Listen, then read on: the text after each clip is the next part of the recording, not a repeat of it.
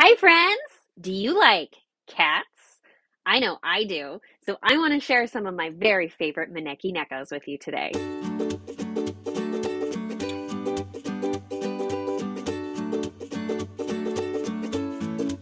Hey, everyone! I hope your week's as well as can be. The news, in my country at least, sucks. I don't really want to talk about it that much, but I did want to mention if you do not already have a diverse feed in your social media, now is an excellent time to do that because things like the land back movement, that would that would be a good solution, better than what's going on. Anyway, there's a whole different video about that stuff that you should do. Um, Kind of what I like to do in my floss tubes is just show me. I don't I don't want to be activist all the time, so that's kind of why I split them into different videos, and why I may not always, address all of the news in these because, yeah, sometimes I do just want to talk about the stitching, but a lot of relatively unsurprising but terrible things have gone down in the government where I live. Um, yeah. Anyway, I really like cats. Um, so one of the many identities I have is I am Japanese American. I'm a quarter Uchi Nanchu, which is the indigenous people of Okinawa.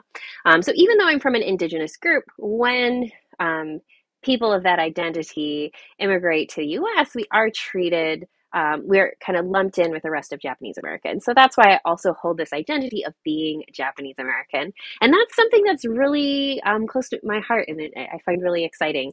And one of the things I love the most are Maneki nekos. So this is one of the ones that I grew up with. I stole this from my parents' house so I could show this to you. And they're traditionally like a few different forms of Maneki neko. So the different hands up mean different things. So this one, he has his left paw up. So this actually is one that you would generally, it's supposed to find in a business. So we have the wrong one. But left paw up means like get more customers, get more money. So you would put that in a business. Right paw up means get more wealth, though you would put that one in a home. So we actually have the wrong one, but that's okay. You can see he has little rhinestones in his eyes. This one is actually a piggy bank. You can see we have a couple coins in here. And traditionally, in Japanese culture, calico cats are the only cats that are good luck. All other colors of cats are actually bad luck. I love Shinto mythology. So Shinto is the traditional, like, animistic beliefs of the mainland of Japan, and in that belief system, there's a continuity between the animals we see and then like mystical animals. So a neko is the Japanese word for cat. Um, Under that belief system, if it just lives long enough, it will grow a second tail and then turn into a baka neko, or those evil cat monsters. Same thing for foxes. So kitsune is just the Japanese word for fox, and there's a continuity between the single-tailed foxes that we see. Those are just the young ones, and then as they grow, they would grow different tails and then gain powers and turn into anything. So kitsune really just means fox in Japanese. Highly recommend you go read more on Japanese mythology. It's really cool. If you want, the anime series Gegege no Kitaro is fabulous, and it has many different elements of traditional Japanese folklore, and also just the storyline is great. It is anime, so if you are not used to anime, like, remember, just roll with it. That's kind of the thing you have to do with that genre. But going back to Maneki nekos, I just really like good luck symbols. I always have. And, these ones are cats, so they're even more special. So, of course, the ones that you're most commonly going to find are these, white with a little bit of spots to make it a calico cat. You might find some ones that are a little bit more obviously calico cats. You could also see it's like Maneki nekos have kind of melded with the feng shui colors. So you can find them in all different sorts of colors now, and the different colors mean different things. And I've seen like slightly different lists. So sometimes one color might mean one thing on one list you find, it might mean something else on another list. It's fine. Like, remember, here we're melding cultures, and like tradition and cultures do change. They're not static. So there is always a little bit of fudge room so you can make it what you want, like similar here. So here's my daruma, and similar thing with the colors. We've melded the Japanese tradition of daruma with feng shui colors. One of the lists I saw, it was dark purple means academic success, but also purple's my favorite color, so that's why I wanted this one here. Anyway, I'm like really talking around my point. Maneki nekos. So even though the traditional ones like have one paw up, the black Maneki nekos with both paws up have a special meaning, and they ward away bad spirits. So especially during the beginning of the pandemic, like we can all use warding off bad spirits. And I encourage you to interpret that broadly. Is that, depressive rumination? Is that the virus itself? Like whatever is that bad spirit? That's why I really like the black Maneki nekos with both paws up. I also have a soft spot for little voidlings because I do have a little black cat named Ruthie. She's not really a cuddler though. She's not here at the moment. I don't think she's made her Flosstube debut yet because she doesn't really like being held. So I try to be respectful and give her her personal space. But all of this is to say, I love Maneki neko. So when I first started cross stitching, it didn't take me that long to, just go on Etsy and search for Japanese, but also specifically Maneki neko patterns. And I found this one. So these are the very first Maneki neko little charms I made. You can see they're nice and double-sided here. So what I did is I found this pattern by a Japanese cross-stitch designer, Cross Stitch by Coconut. I did modify it a little bit. So these are actually patterns designed for like little gift tags. And this one came with 4 different versions, and I made a few small changes because I really wanted both paws up. But, I specifically found a Japanese designer, and then I modified it because I have the cultural knowledge, so I can do that from a place of being informed. I would encourage you to be a little careful about modifying patterns from other traditional cultures if you just have no knowledge. That's where you might want to ask for a little bit of help about making sure your modifications are true to the origin of what you're doing. But that's how I was able to do this here. And I just love these so much. I make them double-sided, so it is 2 things of perforated paper, which I've then, this is just double running stitch along to sew them together. And they're actually like a lot thicker and more sturdy than you would expect because it's these 2 pieces of paper. So I have a couple different backs. This one says Peter and Kimmy. This is for my friends Peter and Kimmy who bought their first house, I think, over a year ago at this point. Yeah, I've actually been holding on to this one for forever. I was like, I'm totally going to give them a second gift as well. Let's just hold on to it. I should just send this at this point anyway. I used to like really customize the backs, but at this point I have made so many of these, like I have lost count. I think it's like I might be getting close to 20 that I've made of these. So I've started to standardize the backs a little bit. So here is the kanji that means happiness. So this is kind of my all-purpose one. I did also for a different friend who bought his first condo, I designed like a little house with a heart in it because it was his first home. So I've been having so much fun modifying these, and like even because I've made so many, like I actually have like these are just my ones that I use to help design. So I like use these as markers to make sure my perforated paper is the right size, find the right starting point. You can see I have another one that I've like just started. Like I found it useful to just have a couple of these on hand because if I like need to give a gift to somebody, these are nice, small, like everyone can use a little bit of help warding off the bad spirits because I think it's just so easy to interpret that broadly. And it's just, oh, I love it so much. And just thank you, Cross Stitch for Coconut, for making these patterns. She also has a couple other Maneki neko patterns as well in a few different sizes. She has one that has 3 different versions. I have that one as well in my stash, and I'm really looking forward to stitching them together. I will probably do some customizations of the color there, but she also like tells you what the kanji are and what they mean and has several other traditional Japanese patterns. So just like really makes my heart warm with all of that. But because I love this pattern so much, of course I couldn't just stop here. I have made so many different versions of the same pattern. So the next one is this, because I had stitched a different version that I'll show you in a minute. And I was like, hey friends, I like really have no idea how to finish it. What should I do? And then Anna Aguaya was like, you should make it a stuffy. And I was like, oh, okay. And it didn't quite work for the one I had at the time, but I was like, I know how to do this. So what I did is I took black fabric and I didn't stitch the black. So the black is just the background, but I stitched, everything else in the belly. And I designed a little tail to go on the back. And you can tell, like, I backstitched the outline, started stitching it up, and you'll notice I stopped. That's because I did a mistake and I was like trimming things because you notice like it goes in a little bit in a few places, and I was trying to cut the fabric because the fabric was a little stiff, and I ended up cutting the backstitch outline. So it no longer is solid for me to finish it there. And yeah, I haven't touched this in months. Anna was, of course, super supportive. She's like, I think you can still save it. And that's why I'm going to send this to you, Anna. This is going to be your problem now. I believe in you. So, yeah,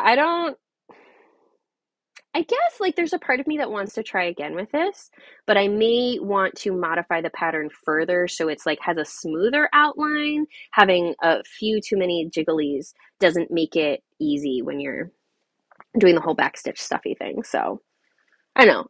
I'll let this one sit. We'll see what I think.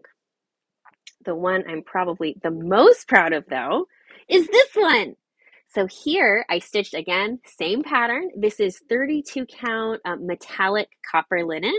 So hopefully some of that sparkle is showing through. It looks truly magical in person.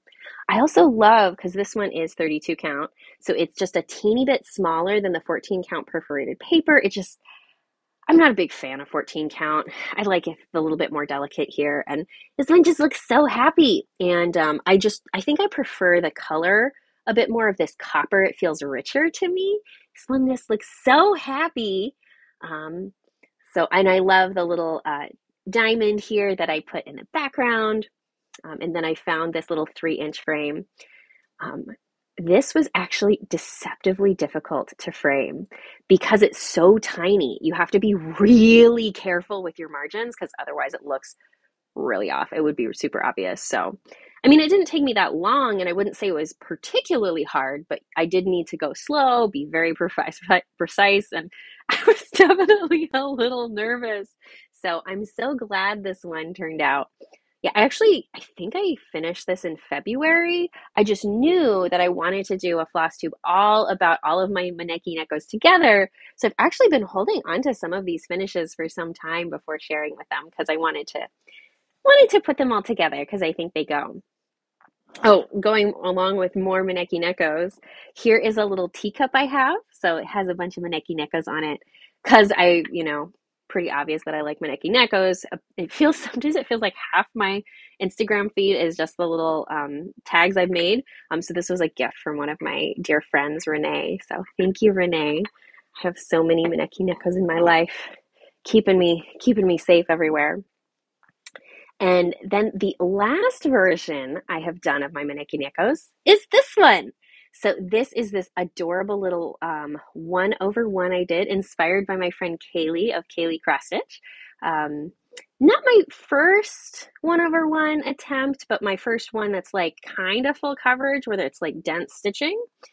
And I think it turned out pretty well.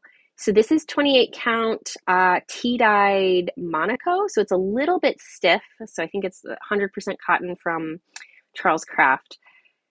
And, I mean, it's nice fabric. It's fairly stiff. It's just, you can still see a little bit going through. So I think I might prefer 1/1 on maybe a 32 count rather than a 28 count. So I might try this slightly higher count. You can see I have a little bit of a knot here, but it's fine. It still looks pretty cute, and I like doing it on the tea-dyed fabric. So not entirely sure how I want to finish it. This one I'm still thinking about, but it was really cool to do it 1/1. And you can see just how tiny it is, how much smaller it is than this 14 count over here. So I have certainly really been enjoying all of these Maneki nekos, and This is definitely not the last time that you will see Maneki nekos from me. But let's talk a little bit more about this how to engage in these other cultures. So obviously I am from this culture, so I get to engage in it, and I'm always really excited when I see more like truly authentic Japanese patterns because that's the culture I grew up with. So I'm always actively searching for more Japanese designers. To help increase diversity in your stitching, I actually charted the word cross stitch in Japanese. I'll put a link to it below on my Instagram. I charted two slightly different versions. One of them, I kind of squished them together a little bit more to fit in a smaller space because this was actually specifically for the Matter in Hand Cell, a pattern by Jeanette Douglas, because a couple of my friends were doing that. I saw my friend Mariam from Marumi Crafts. She charted cross stitch in Farsi and oh, I'm so sorry, another language that is escaping me at the moment. So I was like, oh, obviously I need to chart Japanese. I'm not even doing that cell. I'm not doing that pattern, but I wanted my friends to be able to add cross stitch in Japanese to their charts. I will admit, I'm not in love with the chart I made. So I actually don't speak Japanese. I know a few words. I know enough about the alphabet that I know how to search for things on the internet, and I can say a few words, but like I'm not a native speaker, and I'm not used to seeing those letters every day. So I would love if there's a native Japanese speaker out there who wants to rechart it and make it better, please do. But at the moment, here is a nice starting place. And I hope that you enjoy using the words cross stitch in Japanese if you want to add that to any of your projects. Um, so let's go back to this idea of patterns because I have seen a lot of patterns out there of Japanese culture that are not designed by Japanese people.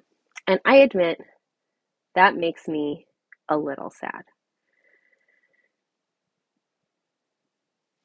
I, if you're selling a pattern based on Sailor Moon or Pokemon, like whatever, that's pop culture.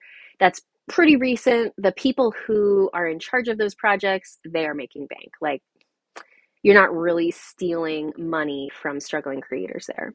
But it does make me feel really weird when I see people selling patterns based on traditional culture of other people, especially of marginalized communities. And in Western communities, Asian culture is marginalized and it's also like weirdly fetishized, both like fetishized in the sexual nature and just fetishized and like, oh, it's really cool and wow, but there's not much necessarily acknowledgement of our trauma and our history, and that feels really weird. So some things I would love to see from you all, my friends, is first just diversify who you listen to. I have a couple of favorite Asian floss tubers. So my personal favorite is Bobo Jessie Stitches. She's half Thai, and even though we are different types of Asian, she looks like my mom. So it's very rare for me to run into people who like actually look like family, and that's just really exciting. She's also a really wonderful person. She is a legal aid attorney, and if you go through her Flosstube, she has like really poignant tidbits about law and the legal process and what all this means. Like I have learned so much from listening to her.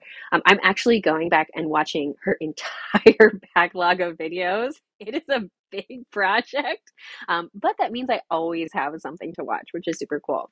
My other favorite is Nitya of Daybreak Stitchery. So she is Indian, South Asian. Remember, Asia's like really big, and there is sometimes this mistaken where people hear the word Asian and they only think of East Asians. But remember, there's also Southeast Asia and South Asia and Western Asia. Like Asia is huge.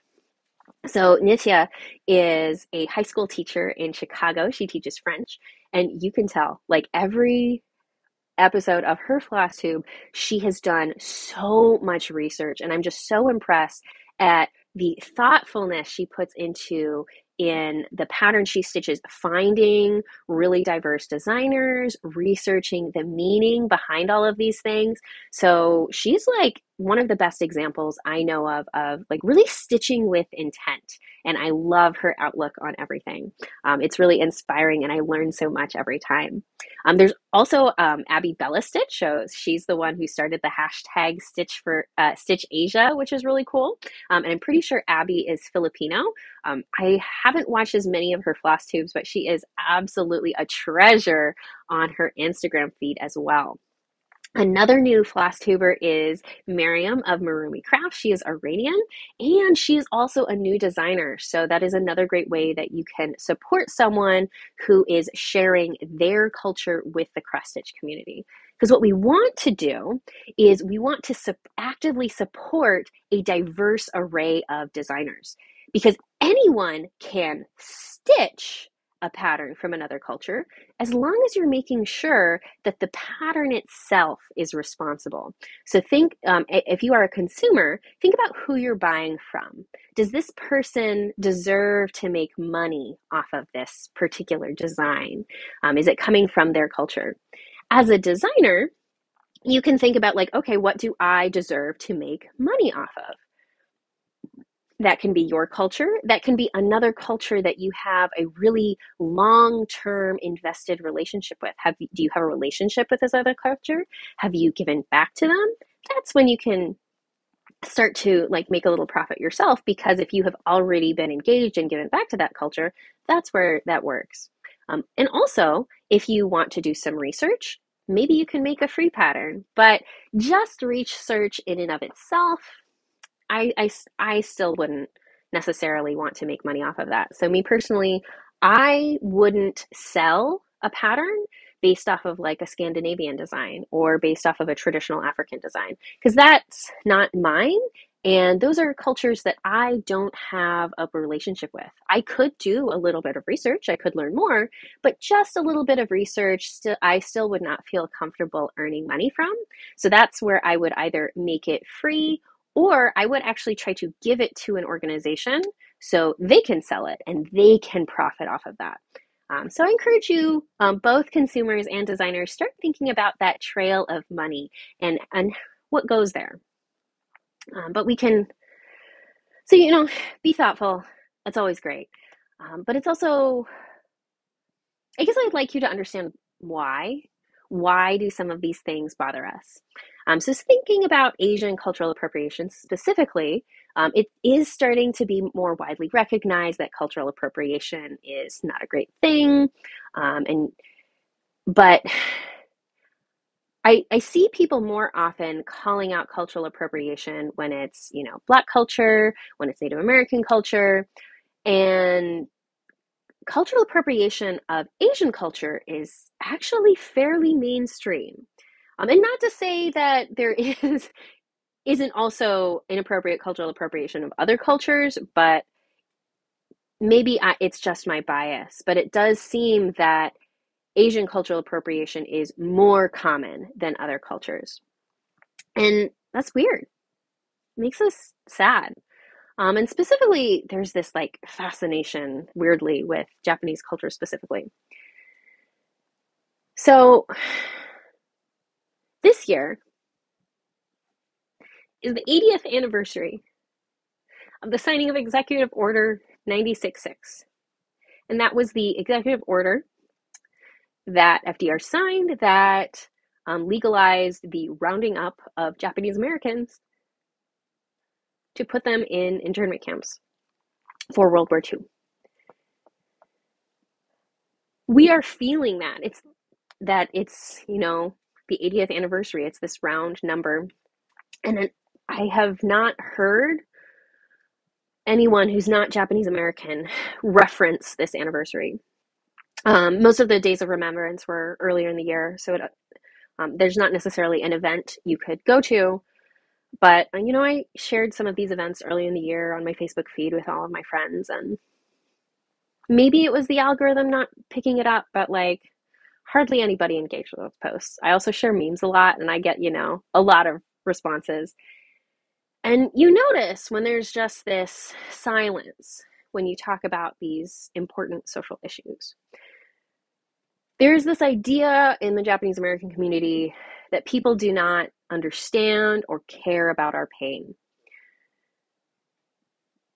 It is becoming more and more common that Japanese internment is known about. It is taught in several high school classrooms that I have heard about. But even when, like, I went to a fairly progressive school, but even when it was talked about in my classroom, I very clearly remember it being mentioned as something that happened in the past. Oh, that was bad, but we solved it now, right? And it was really glossed over. And I remember being intensely uncomfortable in that classroom. And my family wasn't even interned. My grandfather grew up as a sharecropper on the Big Island of Hawaii. And Hawaii, there were so many Japanese Americans that they only interned the leaders, the community leaders, so teachers, Buddhist priests. My family was too poor. They weren't important enough to be interned. So they actually just declared martial law in Hawaii. So that's what went there. But even though my family wasn't interned, like, you still feel the weight of that. We know that it was just luck that we were not important enough. Um, and that's how people viewed everyone back then. And sure, there have been a few reparations, but I mean, there are stories of different legal leaders. So the story of Min Yasui, Fred Korematsu, so lawyers who actively challenged and tried to fight the different curfew laws and the internment camps themselves. And it was like these lifelong fights. And I'm pretty sure Min Yasui's his case wasn't overturned before his death. So there's been a lot of fighting on the part of Japanese Americans that just really hasn't been recognized. And it feels weird to then see non-Japanese Americans sell our culture and profit off that and not, give any of this context and not seem to understand this history and this pain that we're coming from. Also, recently, June 23 is Ire no Hi, which is the Day of Remembrance in Okinawa for the Battle of Okinawa, which was the bloodiest and worst battle of World War II. About a third of the civilian population of Okinawa died. There's pretty much complete infrastructure devastation. And yet, nobody knows. This is just a thing that happens in Okinawa. Nobody else knows or cares, and it just feels weird. So if you would like to engage in Japanese culture, I'm like, sure, go stitch something that's traditionally Japanese. But I would really appreciate it if you would take some time to make sure that you are getting it from the source. Because there are many, many different Japanese designers out there. My personal favorite is Cross Stitch by Coconut. You can tell I have stitched this one pattern of hers. It feels like a bajillion times. But I've also bought several other patterns, and I guess I should eventually stitch some of her other ones. But Stitch E-Days is a Japanese cross-stitch magazine, so you can buy that. So that's going back to a Japanese company and Japanese designers. Stitch something from there. Noriko So is another Japanese designer with many lovely patterns. So I will try and put together a small list of my favorite Japanese designers, and I can link them in the description box below. So what can you do? If you would like to be an ally, there are several things you can do. The first thing is to just listen and learn, because there is a lot of pain and trauma behind this. And I feel like I've seen the previous generation, so the Nisei, the Sansei. So Nisei is means second generation Japanese, Sansei is third generation, I am Yonsei, or fourth generation. The Nisei and Yonsei have tend to be pretty quiet and really closed around it because there was just a lot of pain. Those are the people who were in the internment camps. And we got this feeling that because it felt like nobody or very few people were acknowledging what we had to go through, they just kind of shut down and didn't want to engage with anyone. But more recently, I've actually seen more sansei, or sorry, a few of the sansei, yonsei, and gosei, or fifth generation. Now there are more people speaking out, actively organizing. Um, and my favorite Japanese American organization is Suru for Solidarity. So they are actively organizing to fight against ICE, like forced detention in any sense, whether that's the prison system or the immigration system. And I am like, it's really transformative to see Japanese Americans using the knowledge of our history to fight for other people from different, completely different demographics who are going through similar things, because we never want that to happen to anyone else. So I highly recommend check out Sewer Solidarity, follow their newsletter, and donate money to them because they are doing actual real work and they could use your donations. So that's a great organization to follow, get involved with. But there are many places and ways you can learn. So George Takei has a wonderful book. It's a comic book. They called us enemy. So like that is like the easiest way to like dip your toe in to like what it meant to be in the Japanese concentration camps during World War II. Also, George Takei's musical Allegiance is excellent. And that's streaming on the online Broadway streaming service thing. I actually saw that in person. I saw the very last show on Broadway. It was actually Valentine's Day. Like I knew what I was getting into, but it was like definitely a weird Valentine's Day present. Uh, I went with my partner at the time. Um, and so I will say, like, the Allegiance's Broadway run was actually cut short. It was supposed to be longer. So I saw it was stopping running. I was like, oh, I better buy tickets real fast. And because I saw I had the opportunity to buy tickets for the very last show, like I chose that consciously. But and some of the acting wasn't maybe as good, so like I can see why quality wise it didn't last, but the story was excellent. There were multiple perspectives, both of the Japanese people involved. You get to see like the joy at the beginning and just the complete reversal in attitude and the trauma it left people with at the end. So people like responses to the internment camps, people just being like, we'll just get through this, people wanting to fight it. Different perspectives on whether or not people in the camps should enlist for the army, because you know the 442nd was the all Japanese American regiment, and that is the regiment with the highest casualties in any American military unit, to my understanding. I think they had a like 300% fatality rate, which that seems like those statistics shouldn't add up. It has to do with how they calculate fatalities. So they just kept on replacing members of the unit. So the unit was like always one size, but because they kept on replacing members, that's how you get a more than 100% fatality rate.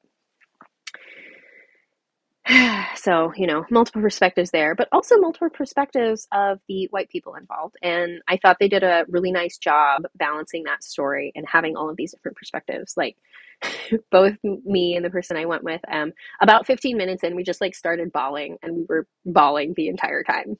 So, those are great ways, like if you like to use media to learn about something, those are two great options. But there are also some really good museums. The Japanese American National Museum in Los Angeles is excellent.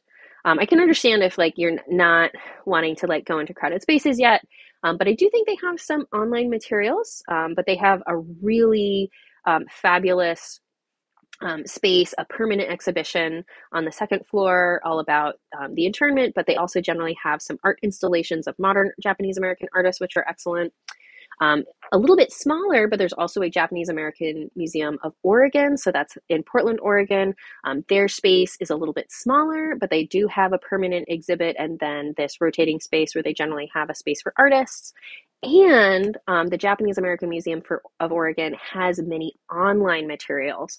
So no matter where you are in the world, you can go to their website and work through some of the materials that they already have there. So those are some of the best places you can go to learn about this.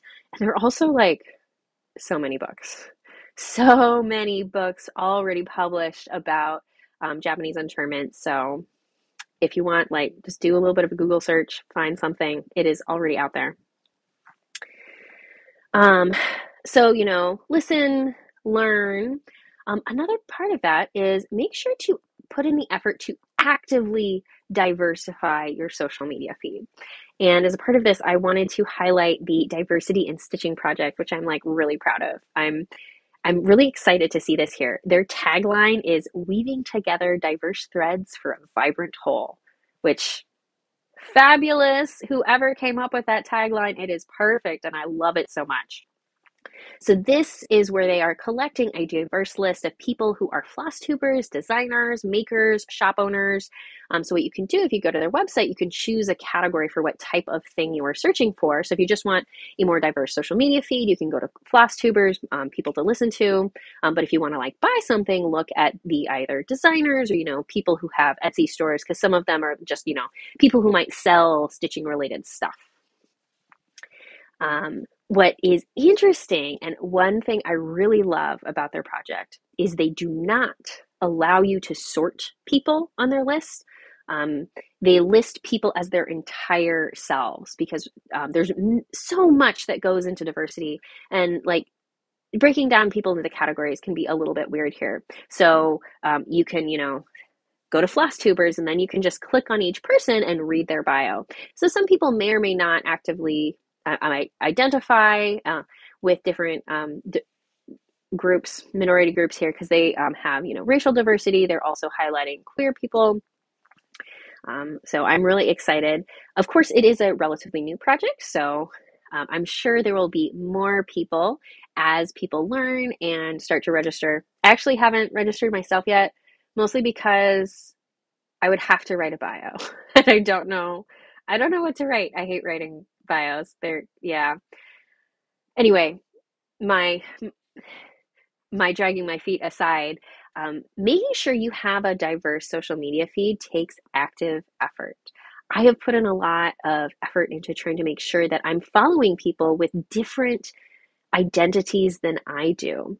But thankfully, if you do that enough, then the algorithm will pick up on it and it will start to suggest new people of those different identities. So I followed enough um, people, bead workers, so Indigenous bead workers, but now a fairly common suggestion on Instagram for me is more bead workers, which is really nice. So I have a feed that's just full of Indigenous activists, Indigenous artists, Asian activists and artists. And I like, if you really like to have cross stitch in your feed, put in some effort and make sure that the people you're following on Instagram are also have these diverse identities. And know that having this diverse outlook does take active effort. That's not going to happen passively. But I learned so many things that I never would have come across otherwise. So I do find it really, really valuable and useful to put in that effort.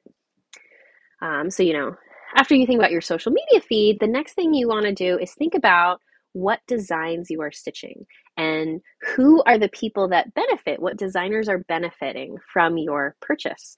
And when you're sharing a design that you've stitched on social media, you're also promoting that designer implicitly. So make sure that you're promoting and financially rewarding people who are doing a good job. So spend some time, search out, if you want to stitch an Asian pattern, find an Asian designer. If you want to stitch a traditional Ukrainian pattern, find a Ukrainian designer. That's where diversity in stitching will help you, but also like um, I put in a lot of effort into discovering Asian designers specifically. So I will try to give out some of my recommendations and just make friends and ask for recommendations. The next thing you can do if you want to be an ally is once you've started finding these folks, finding this diversity, whether it's just your social media feed, it's designers, actively promote these people. It is so much harder for people of any marginalized identity to get noticed and to get a following. So an Asian designer selling an Asian cross-stitch pattern is going to have a lot harder time being successful than a white designer selling an Asian cross-stitch pattern. So that's why we, first off, don't buy patterns that are based off of cultural appropriation. And then once you find Asian designers who have those patterns, actively promote them, because simply buying their pattern won't actually make that much of an impact. Sure, it's nice, but still, just how the algorithm works, that person isn't really going to get picked up. So if you want to promote people, think about where you have the most power. Do you have a following? Like, do you have a lot of Instagram followers? Then talk about it on your Instagram. Make multiple posts so people see it. Show the pattern, but also talk about it. Link to where the designer is. Point out, like, hey, make sure if you want to stitch a traditional cultural pattern, buy from someone from that culture. Do you have a floss tube? Talk about it on your floss tube, but talk about it more than just in passing. Emphasize it. Make sure people understand the importance of what you're doing. And sometimes what you can do is, if you have a relationship with someone who has a larger following than you, maybe send them a private message and be like, hey, can you help me promote this? Can you talk about this? Use those axes of power to do the most amount of good. I don't have much of a following here. I'm rather new to the cross stitch community, which is fine. So I actually spend more of my time and effort talking to my students, because that's where I have the most power. So maybe the best good you can do isn't in the cross stitch community. Maybe it's if you have a manager level position in your job, think about what you can do to better the lives of people there and promote diverse perspectives in that avenue. So it doesn't necessarily have to be cross stitch specifically. And of course, the next step you can do is, when you do see people who are engaging in cultural appropriation and taking advantage of other cultures, call them in. I do recommend that you call them in rather than calling them out, because a private message being like, hey, I see you're doing this thing. Here's why it is harmful to these people. Please consider changing your behavior. That is much more likely to get a positive response, because what we want to see is people changing their behavior. I would like to see patterns that are inherently culturally appropriative to just disappear. So if the pattern itself is disrespectful, I would like it gone.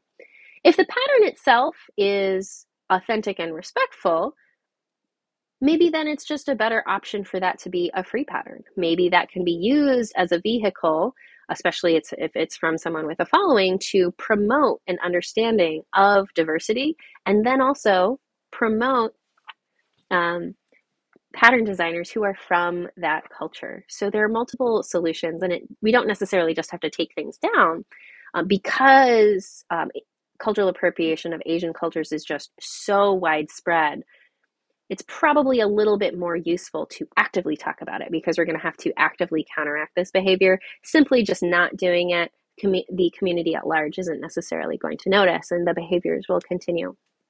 Because, there's a bunch of like geisha dimensions patterns, and it makes me cringe a little whenever I see the people sharing those on Facebook. And there's a bunch of geisha patterns by some of the big designers like Mirabilia and Joan Elliott, and I don't like that either, because the patterns just don't look authentic, and the person who is financially benefiting from that pattern doesn't really have the knowledge and doesn't necessarily deserve to get money off of that. And their other patterns are fine, but the geisha and the samurai patterns can go in my eyes. So yeah, so it's something I've been thinking about for a long time. So if you've made it all the way to the end, yes, thanks for hanging on. But yeah, I've been a little bit hesitant to kind of engage with the cross stitch community, because I just see so much cultural appropriation everywhere, both of Asian cultures and Indigenous cultures, both of these identities, which are really important to me. And I think a lot and think really carefully about the patterns I stitch and why those are what I want to stitch. That's why, like, these patterns are right here, and I'm so proud of them and I love them so much, because this is from Anna, who is also mixed Indigenous. So Incan culture from someone from Peru. And then this is from my friend Mariam, who is Iranian. So I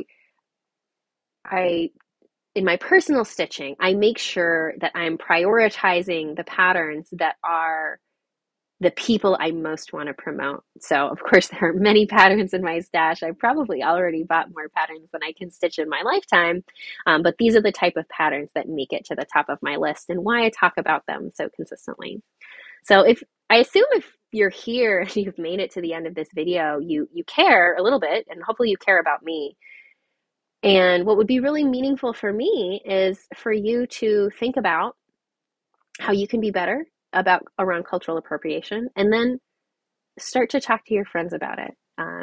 And every little action like that can make a big change overall. So, thank you. Hope you have a great rest of your day.